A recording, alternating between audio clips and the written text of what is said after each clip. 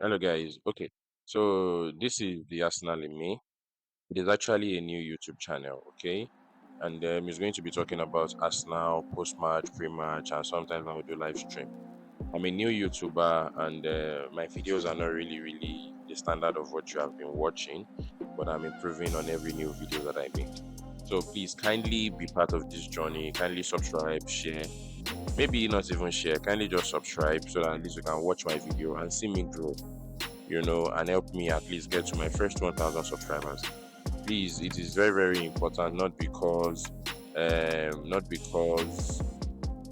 it's just because it's something I like to do. It's something I like to discuss. I like to talk about Arsenal. So thank you so much while you subscribe, share, and like my video. So today we are going to be talking about this is a post-match video about Crystal Palace versus Arsenal in the EPL match.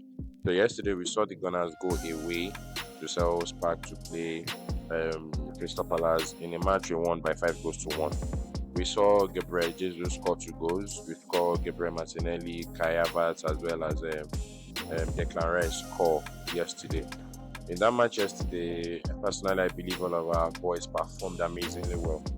We saw the best from Lewis Kelly, who performed really very well, who played well, who was inverting into the midfield, who was helping the attack, and so it was really a very wonderful performance. But it was unfortunate that we had Saka to get substituted due to injury. I really hope the injury is not so serious because Saka and Odegaard have proven time and time again to be our most valuable players. So the things I saw yesterday, or the things I saw yesterday, is that Lewis Kelly is who he say he is. Lewis Kelly is improving on his skills. Lewis Kelly is growing in his confidence. We also saw that Gabriel Jesus actually has picked form. Yes, this is 2 match straight now that he has scored 5 goals. In the Carabao Cup, also as well against Crystal Palace. That was at the Emirates. He scored the 3 goals that we scored. The match ended 3-2, and now he scored 2 goals yesterday. He almost got a third goal, which would have given him an hat-trick as well. But it's okay, at least for the fact that he scored 2 goals yesterday. Declan Rice scored, Kai Havertz scored, Gabriel Martinelli scored. Now, looking at Gabriel Martinelli personally yesterday to me, I think did not do badly because he played both the 7 and 11. You know his usual start point is 11. Then he went to the 7. That was when Saka came out injured and they had to bring in Trossard. So when they brought in Trossard went to Martinelli's position, and Martinelli, of course, went to Saka's position.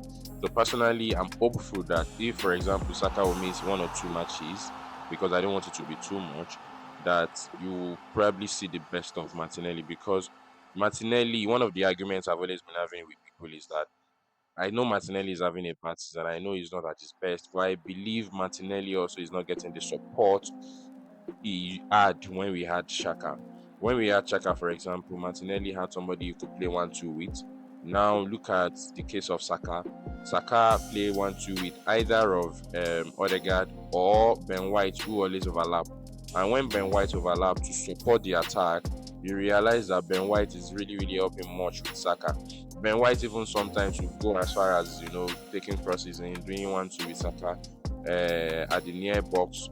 So all of these things really help Bukayo Saka. It doesn't take anything away from Bukayo Saka. It doesn't mean Bukayo Saka is not who he say he is. Bukayo Saka is a top player.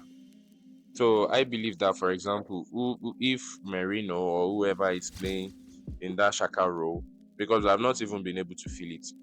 We have not been able to feel Shaka role as far as I'm concerned. I think we are still lagging in that aspect. So I think that is one of the problems I personally think is really wrong with Martinelli, for the fact that he doesn't really have the much support that he used to have.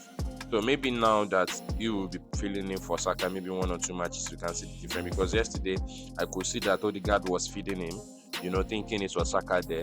Odegaard was feeding him the ball, and now if you see more of the ball, and with the help of Timber on that flank playing two, maybe if Timber keeps overlapping or if Timber comes as inverted into the midfield, he can actually help Martinelli grow his confidence. And to think about the fact that he scored a goal yesterday is really, really, really something nice, something fantastic for his confidence. So that said, some of our players yesterday were actually within the 6 point something rating according to SofaScore. We have the likes of Saliba, we have Kayabats, we have Kayo Saka, we have and a host of them like that were in the 6 point rating. But those who are in the 7 point rating, because Gabriel Jesus was 8.2 according to SofaScore, and then we had a few of our players also in 7 points, including Declan Rice, because Declan Rice did not only come in, Declan Rice came in and gave a goal. He scored a goal by shooting from outside of the box, which I think that was when we scored our fifth goal. So it was really, really a fantastic performance yesterday. Our guys really, really did so well. They really, really performed well. I'm happy with their performance. We are playing Ipswich on the 27th, which is 2 days after Christmas. And winning that match obviously will give us a stronger edge, because now I don't even think we can afford to lose any match right now. I don't think we can afford to not win any match as at this point in time. We have to win all our matches, all the matches that we have going forward. To think for the fact that Man City lost yesterday to Aston Villa. Man City was away. Man City lost yesterday to Aston Villa yesterday, 2 goals to 1. Even at that, if you look at the table, the gap is still not so much. The gap is still not so much. Last season, because personally, me, I do not really, really think that Liverpool is a problem for Arsenal. I do not really think so. I'm not saying Liverpool is not a good side. Last season, Liverpool was at top of Arsenal with about 6, 7, 8 points. I can't remember what point exactly now. And we came back to first for the most part of the season, if not for the fact that we lost 1 or 2 games that really, really cost us the Premier League last season. But we did not really do bad last season. Last season was one of our best seasons. I know it was for the fact that we did not win any major trophy. Now, looking at this season and looking at our performance and even where we are, because we are currently in the semi-final, in the Carabao Cup, and we'll be playing. Who is it we are playing now? We are playing Newcastle. Playing Newcastle, actually, if we are able to win, because it's a two-legged fixture, while Liverpool will be playing Tottenham, and even today, Liverpool will also be playing Tottenham.